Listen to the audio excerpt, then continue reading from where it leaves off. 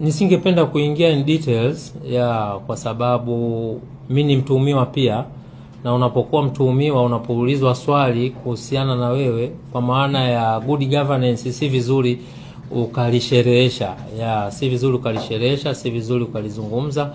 Ni vizuri ukaziachia mamlaka ambazo zina mandate na hilo zije kupokea na kulitolea maelezo. Na ndio maana nikasema kwamba kwa haya ambayo aliyokuja nayo sisi kama bodi, yani wajibu wetu ni kupokea na kuwasilisha kwenye mamlaka husika. Kwa hiyo nisingetamani tena mimi ni mtuhumiwa alafu tena hapa naanza tena, hapana. Hiyo kwa maana ya kiuongozi, kwa maana ya utawala bora, ni jambo ambalo linakosa